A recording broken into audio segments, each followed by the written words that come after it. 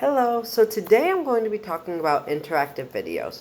First, let me start out by talking about the two main forms of interactive videos in today's media. The first form is in marketing. You may see interactive videos on streaming sites like Hulu, where they use it as advertisements. You may see it as when they say choose what advertisement you may like, or when they ask you to choose what video for that specific ad you want to use.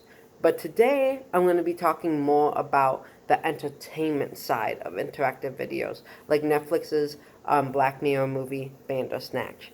I'm going to be talking about the process from pre-production, production, and post-production on creating a film sort of like Bandersnatch, but more on a simpler platform using YouTube for your interactive video. So, since this is a video about interactive videos, you get to choose which you watch first. Hi, you picked pre-production. So, I found two different types of pre-production to help your interactive video grow.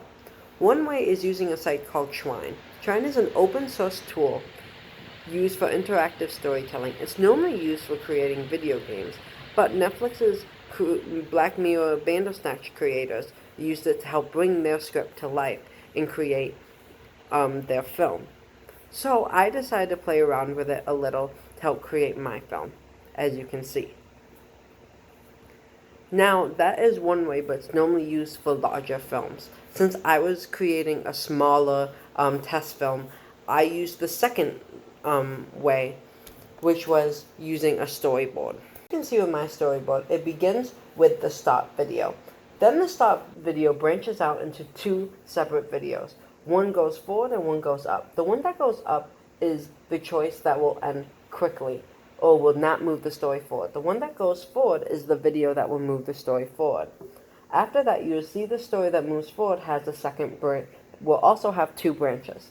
The first branch goes up and the second branch goes straight. It's the same way as last time. The branch that goes up will be the branch that the story no longer continues, and the branch going forward is the branch that leads you to the end of the story, continuing the main storyline.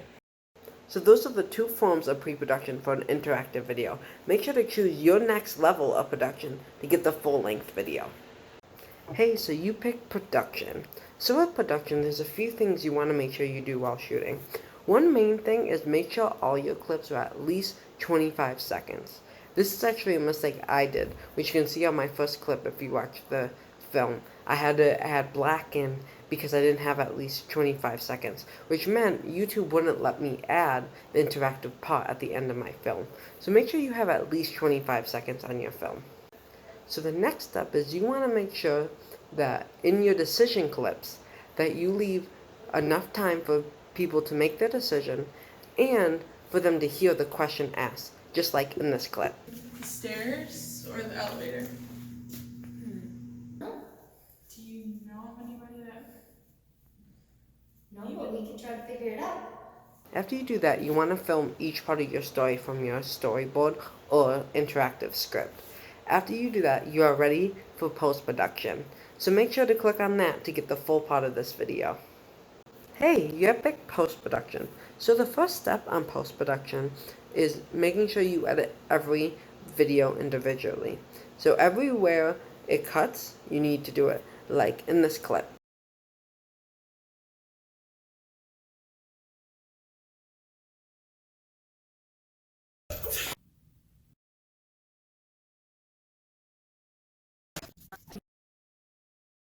Thank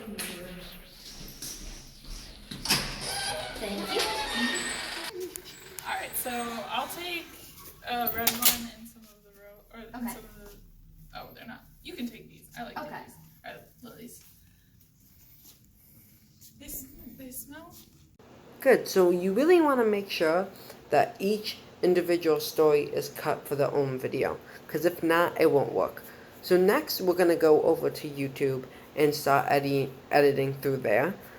Okay, so in YouTube, they have this thing called end screens. This is where you're going to put in your video. As you can see, I already have mine. So the way you're going to work it is to input these, you have to make sure your videos are already in. You can edit it afterwards. Make sure that each of your videos are already uploaded to YouTube and that they're public. If they're private, they won't be able to show up.